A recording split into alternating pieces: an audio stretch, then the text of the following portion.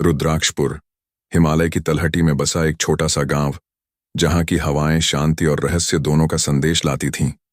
यह कहानी उस गांव की है जहां 3 साधुओं और एक विधवा की मुलाकात ने न सिर्फ उनकी जिंदगी बल्कि पूरे गांव का नक्शा बदल दिया। यह एक ऐसी कहानी है जो विश्वास, प्रेम, बलिदान और रहस्य के धागों से बुनी गई है। रुद्राक्षपुर की सर्द सुबहें कोहरे की चादर में लिपटी रहती थीं। गांव के बाहर एक प्राचीन शिव मंदिर था, जिसके पास एक बरगद का पेड़ सैकड़ों सालों से खड़ा था। लोग कहते थे कि इस पेड़ में कोई डिवाइन शक्ति निवास करती है। एक दिन गांव में खबर फैली कि 3 साधु मंदिर के पास डेरा डालने आए हैं। पहला साधु स्वामी अग्निदेव, लंबा और दुबला पतला, जिसके चेहरे पर तेजस्वी चमक थी। उसकी आंखें ऐसी थीं मानो वे हर रहस्य को भेद सकती हों। दूसरा साधु स्वामी नीलकंठ, शांत और गंभीर, हमेशा ध्यान मग्न रहता था। उसकी सफेद दाढ़ी और लंबे बाल उसे एक प्राचीन आरष्य का रूप देते थे। तीसरा साधु स्वामी वायु सबसे युवा था। उसकी मुस्कान और हल्की फुल्की बातें गांव वालों को आकर्षित करती थीं। तीनों साधु एक साथ यात्रा करते थे और उनकी एकता में एक अजीब सी शक्ति थी। गांव वालों ने साधुओं का स्वागत किया। कुछ ने उन्हें भोजन दिया, कुछ ने कपड़े, लेकिन साधुओं ने सिर्फ इतना कहा, हमें कुछ नहीं चाहिए, हम यहां भगवान शिव की कृपा से आए हैं। हमारा उद्देश्य इस गांव को आध्यात्मिक प्रकाश देना है। गांव के बाहरी छोर पर एक छोटा सा मिट्टी का घर था, जहां माया रहती थी।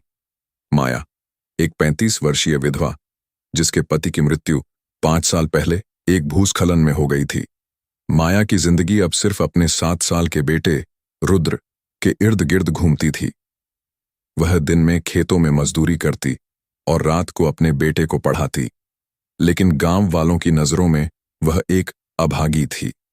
कुछ लोग उससे दूरी बनाए रखते थे, मानो उसकी छाया भी अशुभ हो। माया को साधुओं के आने की खबर मिली, लेकिन वह मंदिर जाने से हिचकिचाई। उसे डर था कि लोग उसे वहां देखकर फिर से ताने मारेंगे। फिर भी रुद्र की जिद के आगे वह हार गई। रुद्र ने कहा, मां, लोग कहते हैं कि साधु बाबा जादू जानते हैं, शायद वे हमारे लिए कुछ अच्छा करें। माया अपने बेटे का हाथ थामे मंदिर पहुंची। वहां साधुओं को देखकर उसका मन विचलित हो गया। स्वामी अग्निदेव की आंखों में उसे एक अजीब सी गहराई दिखी। स्वामी नीलकंठ ने उसे देखकर हल्का सा सिर हिलाया, जैसे वह उसका दर्द समझ गए हों। और स्वामी वायु ने रुद्र को देखकर मुस्कुराते हुए कहा, बेटा, तू बड़ा होकर योद्धा बनेगा। माया ने साधुओं को प्रणाम किया और चुपचाप एक कोने में बैठ गई। लेकिन स्वामी अग्निदेव ने उसे बुलाया। माया, तुम्हारा मन उदास क्यों है? क्या तुम्हें भगवान पर भरोसा नहीं? माया की आंखें भर आईं। उसने कांपती आवाज में कहा, बाबा, मैंने भगवान से बहुत मांगा, लेकिन मुझे सिर्फ दुख मिला। मेरे पति चले गए, मेरे बेटे का भविष्य अंधेरे में है, मैं अब और क्या मांगू? स्वामी नीलकंठ ने कहा, दुख और सुख इस संसार का हिस्सा है, लेकिन तुम्हारा दुख कुछ और कहता है। तुम्हारे अंदर एक शक्ति है जो अभी सो रही है। माया को उनके शब्द रहस्यमयी लगे, लेकिन उसने ज्यादा सवाल नहीं किए। वह रुद्र को लेकर घर लौट गई। कुछ दिन बाद गांव में अजीब अजीब घटनाएं होने लगीं। रात को मंदिर के पास से अजीब सीटियों की आवाजें आती थीं। कुछ लोगों ने कहा कि उन्होंने बरगद के पेड़ के पास एक काली छाया देखी। गांव वालों ने साधुओं से इस बारे में बात की। स्वामी अग्निदेव ने कहा, यह कोई सामान्य घटना नहीं है, इस गांव में कोई प्राचीन शक्ति जाग रही है, हमें इसका पता लगाना होगा। साधुओं ने फैसला किया कि वे रात को मंदिर के पास ध्यान करेंगे। उसी रात माया को एक अजीब सपना आया। उसने देखा कि वह एक गुफा में खड़ी है और सामने एक प्राचीन मूर्ति है, जिसके चारों ओर आग की लपटें उठ रही हैं। मूर्ति के पास एक काला साय जैसा कुछ था, जो उसकी ओर बढ़ रहा था। माया की नींद डर से टूट गई। उसने रुद्र को गले लगाया और सुबह होने का इंतजार किया। अगले दिन माया ने साधुओं को अपना सपना बताया। स्वामी नीलकंठ ने गंभीर स्वर में कहा, तुम्हारा सपना कोई संयोग नहीं है, तुम्हें उस गुफा तक जाना होगा। वहां कुछ ऐसा है जो इस गांव के भाग्य को बदल सकता है। माया डर गई। उसने कहा, मैं अकेली औरत हूं बाबा, मैं ऐसी जगह कैसे जा सकती हूं? स्वामी वायु ने हंसते हुए कहा, डर मत माया, हम तीनों तुम्हारे साथ होंगे, और तेरा रुद्र भी तो है। साधुओं ने गांव के बुजुर्गों से बात की और पता लगाया कि गांव के पास पहाड़ों में एक प्राचीन गुफा है, जिसे लोग काल भैरव की गुफा कहते थे। सालों पहले उस गुफा में एक तांत्रिक ने साधना की थी, लेकिन वह कभी वापस नहीं लौटा। गांव वालों ने उस गुफा को शापित मानकर वहां जाना बंद कर दिया था। माया, रुद्र और तीनों साधु गुफा की ओर निकले। रास्ता कठिन था और जंगल में सांप बिच्छुओं का डर था, लेकिन साधुओं की मौजूदगी ने माया को हिम्मत दी। रास्ते में स्वामी वायु ने रुद्र को जंगल की कहानियां सुनाई ताकि उसका मन बहलता रहे। स्वामी अग्निदेव ने रास्ते में पड़े प्राचीन चिन्हों को पढ़ा जो गुफा की ओर इशारा कर रहे थे, और स्वामी नीलकंठ चुपचाप ध्यान करते हुए चल रहे थे, जैसे वे किसी अनदेखी शक्ति से बात कर रहे हों। गुफा के मुहाने पर पहुंचते ही माया को ठंडक महसूस हुई। गुफा का प्रवेश द्वार पत्थरों से ढका था और उस पर कुछ अजीब से चिन्ह उकेरे हुए थे। स्वामी अग्निदेव ने उन चिन्हों को देखकर कहा, ये तांत्रिक मंत्र हैं। कोई यहां बहुत शक्तिशाली साधना कर रहा था। साधुओं ने गुफा में प्रवेश किया। अंदर अंधेरा था और हवा में एक अजीब सी गंध थी। माया ने रुद्र का हाथ कसकर पकड़ लिया। स्वामी वायु ने अपनी टॉर्च जलाई और सामने एक प्राचीन मूर्ति दिखी, वही मूर्ति जो माया ने सपने में देखी थी। लेकिन मूर्ति के पास कोई काला साया नहीं था। इसके बजाय वहां एक पुराना तांत्रिक ग्रंथ पड़ा था। स्वामी नीलकंठ ने ग्रंथ को उठाया और पढ़ना शुरू किया।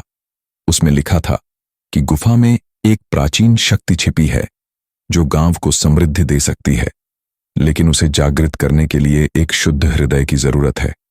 साधुओं ने माया से कहा, तुम्हारा हृदय शुद्ध है, तुम्हें ही यह शक्ति जागृत करनी होगी। माया डर गई, लेकिन रुद्र ने उसका हाथ थामकर कहा, मां, तुम कर सकती हो, मैं तुम्हारे साथ हूं। साधुओं ने एक यज्ञ की तैयारी शुरू की। स्वामी अग्निदेव ने हवन कुंड तैयार किया, स्वामी नीलकंठ ने मंत्रों का जाप शुरू किया और स्वामी वायु ने गुफा के चारों ओर सुरक्षात्मक चिन्ह बनाए। माया को मूर्ति के सामने बैठने को कहा गया। उसने रुद्र को गले लगाया और मंत्र जाप शुरू किया। जैसे ही मंत्रों की गूंज बढ़ी, गुफा में एक अजीब सी हलचल शुरू हुई। हवा तेज हो गई और मूर्ति के पास एक सुनहरी रोशनी चमकने लगी। माया ने अपनी आंखें बंद कीं और अपने पति की याद में डूब गई। उसने अपने दुख, अपनी पीड़ा और अपने बेटे के लिए अपने सपनों को भगवान के सामने रख दिया। अचानक एक तेज रोशनी गुफा में फैल गई। मूर्ति के पास एक प्राचीन रत्न प्रकट हुआ जो सुनहरे प्रकाश में चमक रहा था। स्वामी नीलकंठ ने कहा, यह है वह शक्ति, इसे गांव में ले जाओ, यह समृद्धि लाएगा। लेकिन तभी गुफा में एक काला साया प्रकट हुआ। वह वही तांत्रिक की आत्मा थी जिसने सालों पहले इस शक्ति को अपने लिए हासिल करने की कोशिश की थी। उसने चीखते हुए कहा, यह मेरा है, तुम इसे नहीं ले जा सकते। साधुओं ने माया और रुद्र को अपने पीछे किया और तांत्रिक आत्मा का सामना किया। स्वामी अग्निदेव ने अपने त्रिशूल को उठाया और मंत्र पढ़ते हुए आत्मा की ओर बढ़े। स्वामी नीलकंठ ने अपने ध्यान की शक्ति से एक सुरक्षात्मक कवच बनाया और स्वामी वायु ने हवा को नियंत्रित कर आत्मा को रोकने की कोशिश की। लेकिन आत्मा बहुत शक्तिशाली थी। उसने साधुओं पर हमला किया और गुफा में भयंकर हलचल शुरू हो गई। माया ने रुद्र को कसकर पकड़ा और मूर्ति के सामने प्रार्थना करने लगी। उसने कहा, हे भगवान शिव, अगर मेरी जिंदगी से इस गांव को सुख मिले तो मैं अपनी जिंदगी आपको समर्पित करती हूं। माया की प्रार्थना ने एक चमत्कार किया। मूर्ति से एक तेज रोशनी निकली और काला साया चीखते हुए गायब हो गया। गुफा शांत हो गई और रत्न और भी चमकने लगा। साधु, माया और रुद्र रत्न को लेकर गांव लौटे। गांव वालों ने रत्न को मंदिर में स्थापित किया और जल्द ही गांव में समृद्धि आने लगी।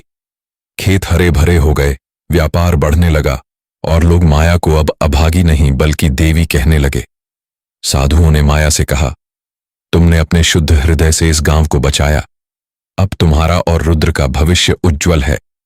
इसके बाद तीनों साधु गांव छोड़कर अपनी अगली यात्रा पर निकल गए। माया ने रुद्र को पढ़ाया लिखाया और वह बड़ा होकर एक महान वैज्ञानिक बना। लेकिन वह हमेशा उस रात को याद करता था जब 3 साधुओं और उसकी मां ने मिलकर एक चमत्कार किया था। 2 दोस्तों, यह रही आज की कहानी। कहानी पसंद आई तो वीडियो को लाइक करें और चैनल को सब्सक्राइब करें।